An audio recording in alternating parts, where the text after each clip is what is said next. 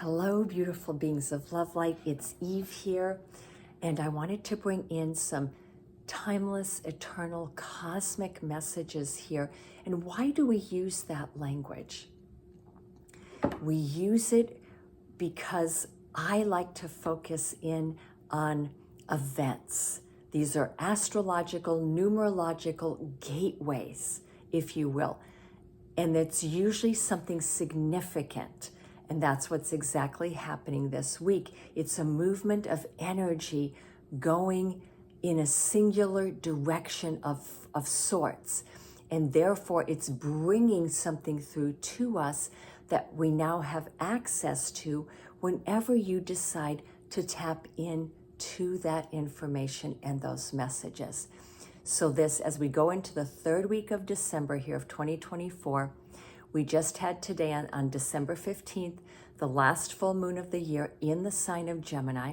Gemini is ruled by the planet Mercury, and coming out of retrograde throughout all of today, moving forward, but very, very slowly, is the planet Mercury in the sign of Sagittarius, ruled by Jupiter. This full moon has the sun in Sag, ruled by Jupiter, opposite the moon in Gemini, ruled by Mercury. And here we have Mercury in Sagittarius, and we've got Jupiter in Gemini. The two planets that are guiding us right now are Mercury and Jupiter. We've got to give these planets time, though, to fully reveal the energy that they are bringing through. And what is the portal they're bringing it through? The full moon of December 2024. That is the portal. Now, Mercury is going to be moving very, very slowly over the next 5 days. It's in what we call the storm period, where it barely moves. It's about 40 minutes a day until December 20th, and then it will start moving a little bit faster. At that point, it will then be fully coming in to the completion of the energy it was setting up when it first started its cycle back in the beginning of November. Mercury will complete its cycle completely on, I believe, January 5th. I think it's around January 4th or 5th. Mercury will make its very last aspect while it is in Sagittarius, and that will be to the planet Neptune, and then it will exit and enter the sign of Capricorn on the 7th of January. So this is a very long cycle. We began it around the 5th, 6th, 7th of November. So it lasts a good 2 months and a few days that we are in it. Now that Mercury is going to start moving forward, again, give it time to do this. Sit with it. It's still giving us this week to be in that place of inner reflection and to take our time if that's what we feel guided to do here. Mercury's going to then come into opposition with Jupiter and a square to Saturn. It's going to do all of this while Jupiter and Saturn are making its second square across the signs of Gemini and Pisces. So the three signs we have involved here are Sagittarius, Gemini, and Pisces, three of the mutables. And that means we cannot leave Virgo out, because Virgo will be naturally pulled into this energy. When we talk about those four signs, they're the mutable energies. They're changeable. Each and every one of them has a lesson around creating healthy boundaries, around flow, being fluid with what one does, the ability to know when something has to change in a moment's notice. The mutable signs are very good at that. They're very good at responding to something that has to happen right away, and to know, oh my gosh, we can't be going down this road right now. We have to go down that one, right? So understand there's going to be an energy of shifting trajectories or roads that we might be needing to take over the next 2 weeks.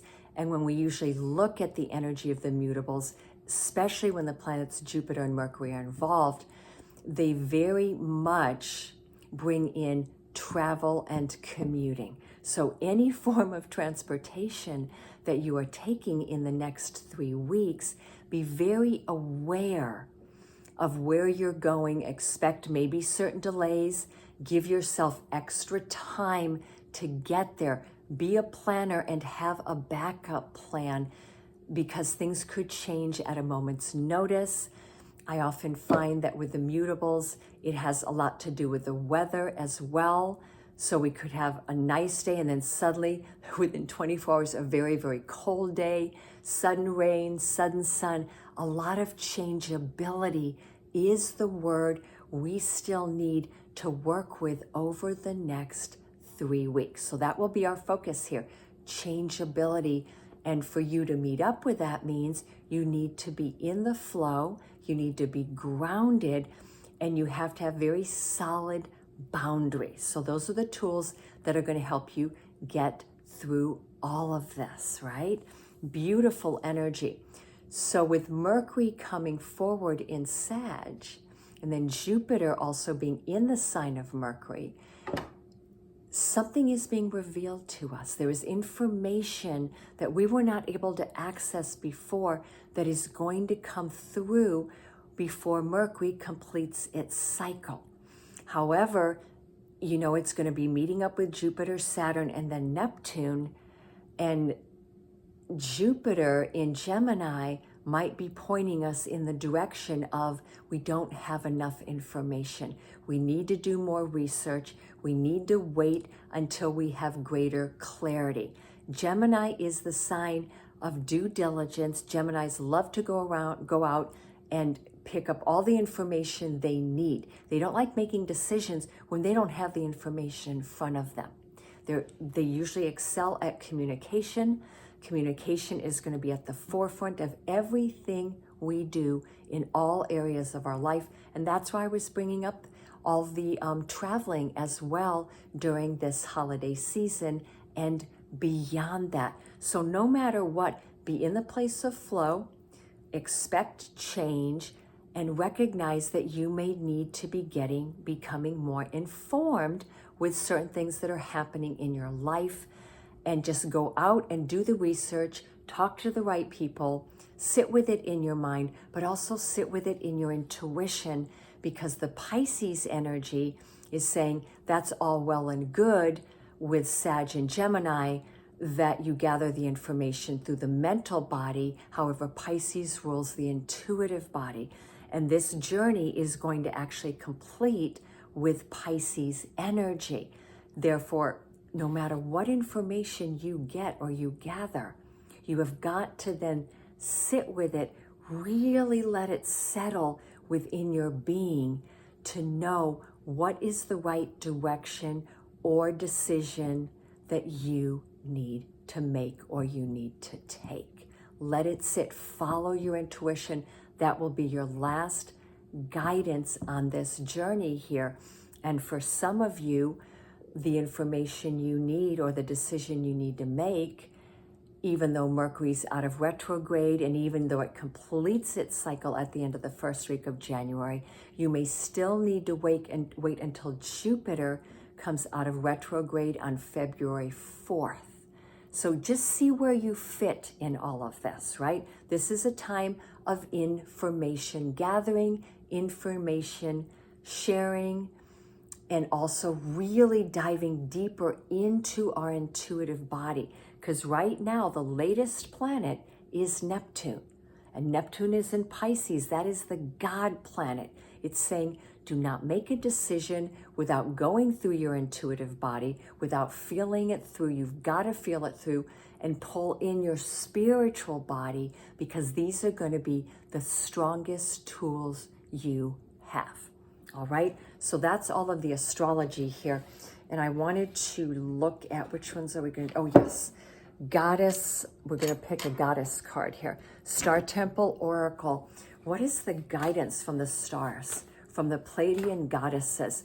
You know, here we're having this full moon very late, 3 days away from the galactic center, which is happening here on, I believe, Tuesday. I think it's the 17th, 18th of December, we're going through the galactic portal into the winter solstice. So that will be another very strong energetic pivot or portal that we are going to go through. And the star goddesses, the Pleiadian goddesses, really bring messages through these portals. Beloved divine oracle. Okay, we've got one. We've got two. Okay, beautiful. So this is our guidance here. And I'd like to, before I read those, I want to pull also from the Oracle of the Hidden Worlds by Lucy Cavendish. When Mercury comes out of retrograde, it always releases something to us before it completes its cycle in that sign, which we all know is going to be around January 5th, 6th, 7th.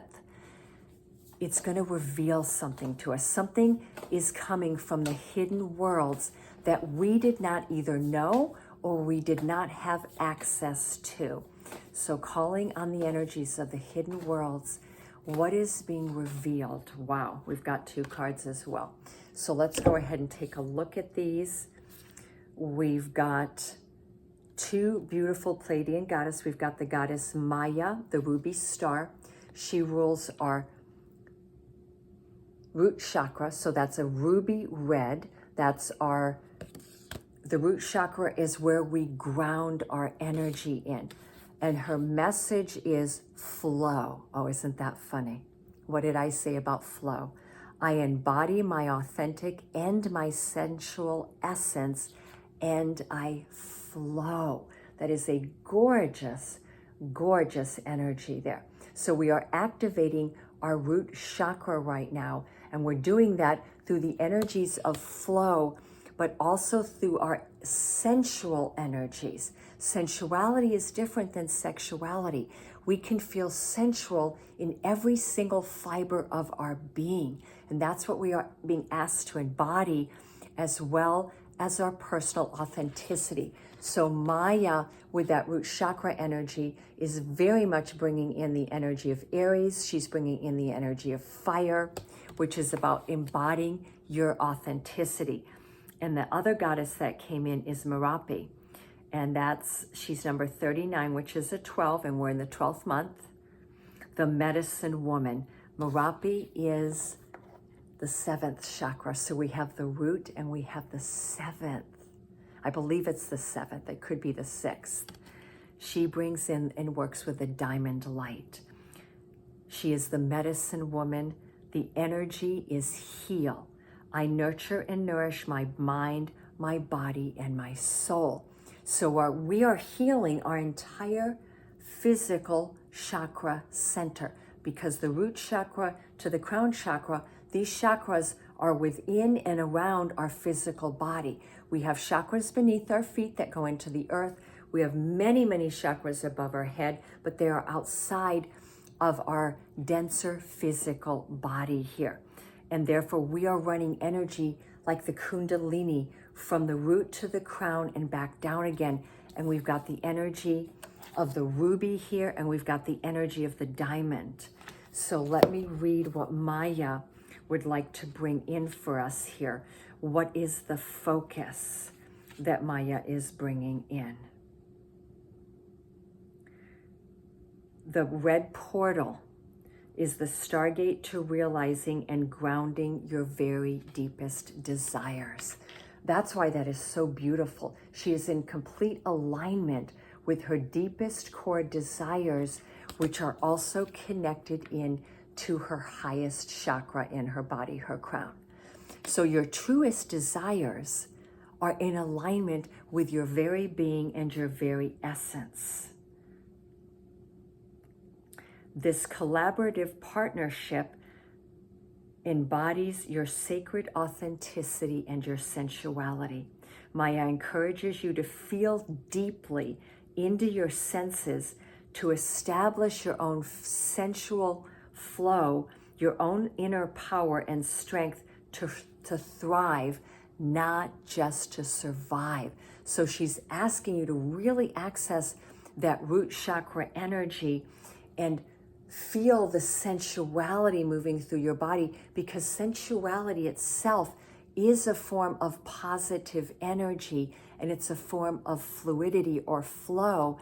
And in doing so, you're embodying your personal power and your strength. So she's asking you to pull on your internal strength and your power. You are here to thrive. And that is what this energy portal is bringing to us, our ability to thrive. It is not about survival. It is about thriving now. So access that ruby star energy from Maya. And then let's read up on Merope. I'm pretty sure she is the crown chakra. Yep, it's Merope, the medicine woman. You have the ability to heal anything right now. That's what I'm getting. Yep, you have the ability to heal yourself. Merope guides you to listen to the wisdom of your body. And of course, Maya with the ruby star is asking you to connect deeply into your body, starting with the root chakra and also the earth star chakra beneath your feet. Connect deeply here, because that's then going to bring you into your body where you can listen at a much deeper level, because your body carries wisdom. Your physical body carries wisdom just like all of your bodies do. And this is the wisdom to replenish yourself in a way that is truly beneficial to you. What is your cup? Not somebody else's. What is your cup that you need to fill every single day? Embrace your shamanic and intuitive healing abilities. So she's also telling us that we each have healing abilities that perhaps for some of us is lying very dormant. Yet in this journey from the root chakra to our crown, there's a portal that is opening where we can see finally, if we haven't been able to see some of this before, what our healing journey is and what are our healing abilities, because we all have within us healing abilities, and we all can heal ourselves. It's a time for you to embody your inner medicine woman and your inner medicine man. Wow, these are beautiful, beautiful energies. I know I have the candle up here, so I don't think I'll put the cards here. Just leave them right there. And then let's look at the hidden worlds. What is revealing itself to us with Mercury now starting its journey forward? Wow, the healing temple. So we have a double message here that we now have access to a level of healing for ourselves that we have never had access to before. The healing temple is revealing itself to us now, whether we need to heal ourselves physically, mentally, emotionally, spiritually, multidimensionally, it does not matter, or whether we are opening up our healing gifts. It's about restoration, it's about cure, and it's about safety. We need to feel safe. Many of us go through healing. We go on a very profound healing journey because some part of us does not feel safe. Whether we don't feel safe financially, we've had a very hard upbringing and environment, and we feel like people are always attacking us in some form. We feel like we need to defend ourselves. Wherever the lack of safety is, whether you've been abandoned somehow or betrayed, deceived, we all go through something around the issue of safety. It's also when we feel the least safe, though, that things can start happening within one of our bodies. We can start feeling emotionally very, very anxious. We can drop into depression, so that would be the mental body. I tend to have things in my physical. So when I'm feeling unsafe, I get physical messages.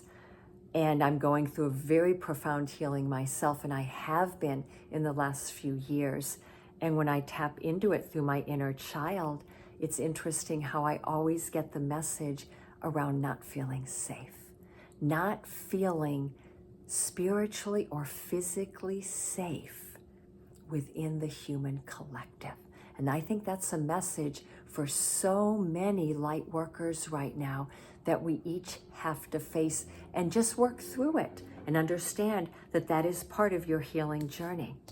So the next card is, we've got another number 12 here, the healing temple of the lunar light. So the Oracle of the Hidden Worlds is providing us with 2 ways to access healing energy. I've never ever pulled these cards like this together, ever. That is telling me that this journey we're on right now with the full moon and Mercury is profound in its energy to heal. Life cycles, energy, healing, and communication. So the healing temple of the lunar light is saying, look to the moon and know that at this time and over the coming weeks and months, you can heal any form of communication that you feel guided to heal. And understand, you can only do it from your part in this.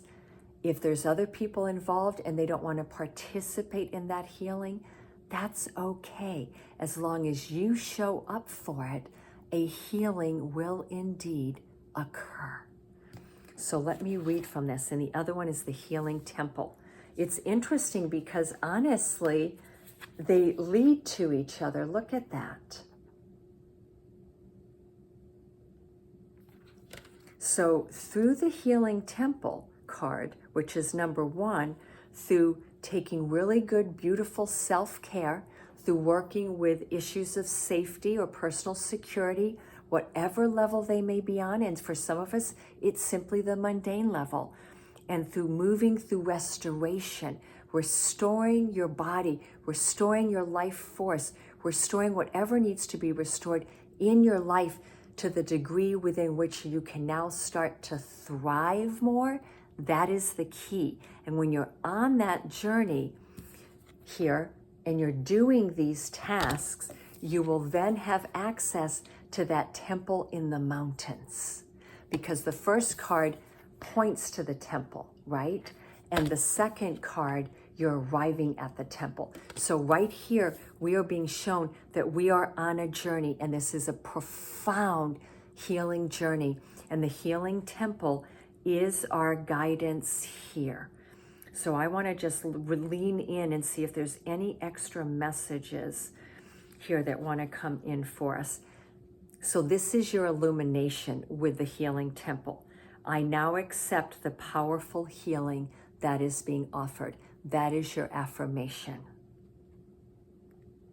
Your own personal healing journey is beginning, and you will be met, you will be guided, and you will be cared for as you move through this process. Because why?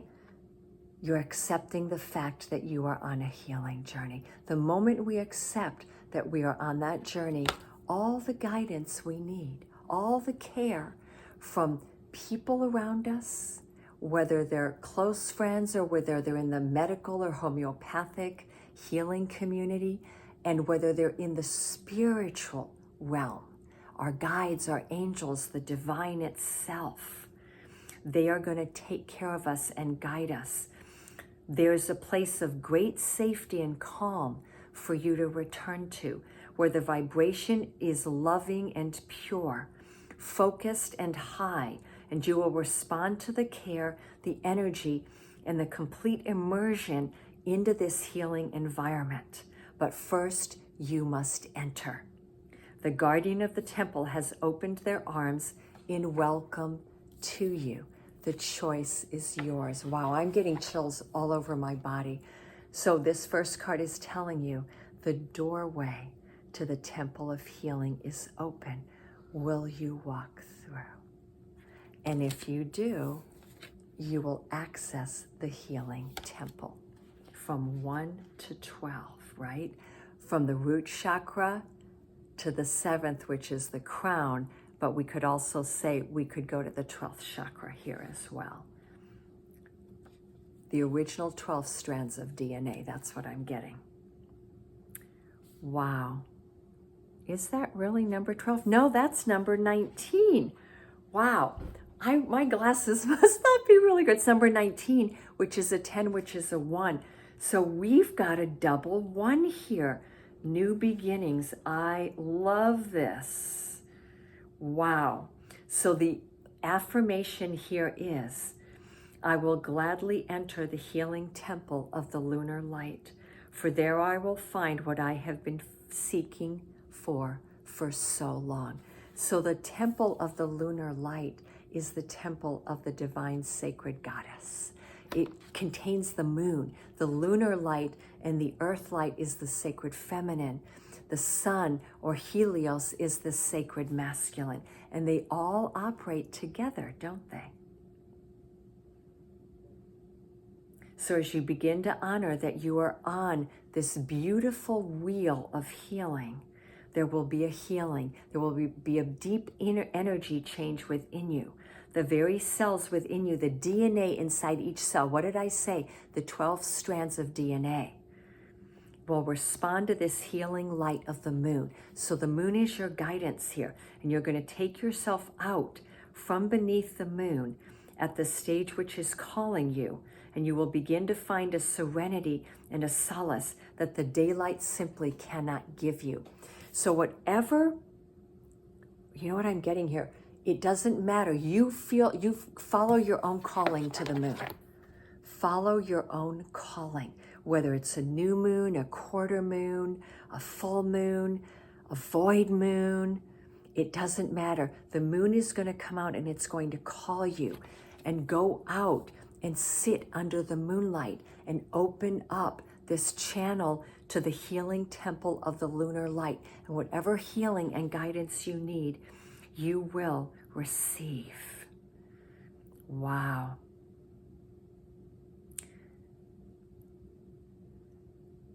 Yep. So it's asking you again, all you need to do is open up and allow yourself to receive the beautiful blessings that the healing temple of the lunar light wants to give you. And as you receive, so you shall learn, and you will become the healer who walks in this world and whose energy can change all of the things around you. We're all being asked to walk in the most profound healing light that we each carry. That's what this entire reading is about. We've got direction here. It's from the root chakra up through the crown and up through the 12th chakra. We're activating our 12 strands of DNA. We're accessing all of the healing ability that is available to us. This is amazing. And we're also activating the medicine woman, which is also a shaman. So great wisdom as well as healing is coming in here together. So I wanted to complete this longer session than I thought. Wow, these messages are profound with just a little bit of extra guidance from the tarot. So what do the Sirian tarot cards want to leave us with here? What is the advice? Oh, wow. Oh my gosh, you've got to be kidding me. What is the advice?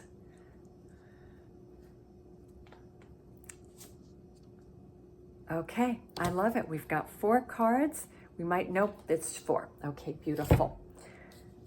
So I'm going to start with the 4 of Orbs, which is the 4 of Swords. It's the healing card. And I love it how in this deck, she is sitting at that border of the sand and the water. That's the border of the conscious and the unconscious.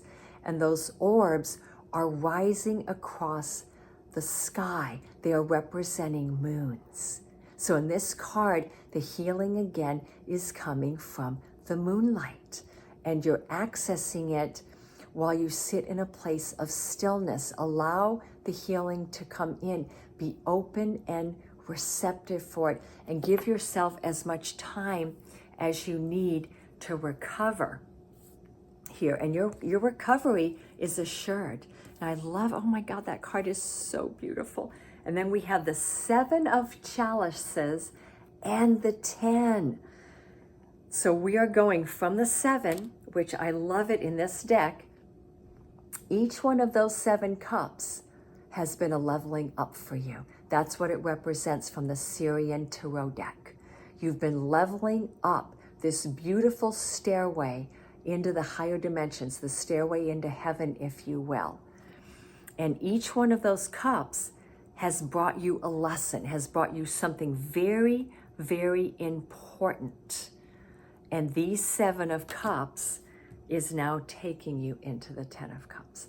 That is the culmination of your journey. That is the happily ever after. It is your dream coming true. Now, this can also reflect a period of time because we go from 7 to 10. So perhaps we're looking at the next 3 weeks to 3 months, or we could even be looking at the next 7 to 10 weeks or 7 to 10 months. Take the timing as you will. When we're looking at cups, we're usually not talking about days because water and earth are slower in their movement than air and fire. However, water can also be like a flood. So whatever timing this is for you, it's your timing, right? But it is beautiful. Now, the 7 of chalices can also mean that you're going to have multiple opportunities here, not just one. You're going to have choices.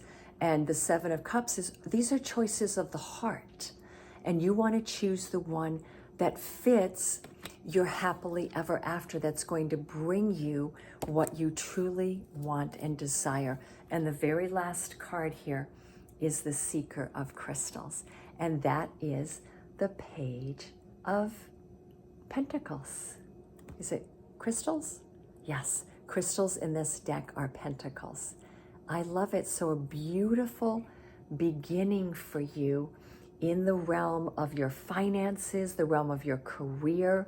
And what did I say about opportunities? When we're looking at a page or Seeker of Crystals, the pages are offering us something. And the pages can also represent offers coming through communication. Now, the Seeker of Crystals or the Page of Pentacles is a slower moving energy because it's earthbound, which I like because when the offer comes in, it's going to be something that's very grounded and that speaks to security and well-being, and it aligns perfectly with your 10 of Cups. These messages are so beautiful. I thank you all for staying tuned, and I will be posting another video as we go into the winter solstice, sending everyone so much love.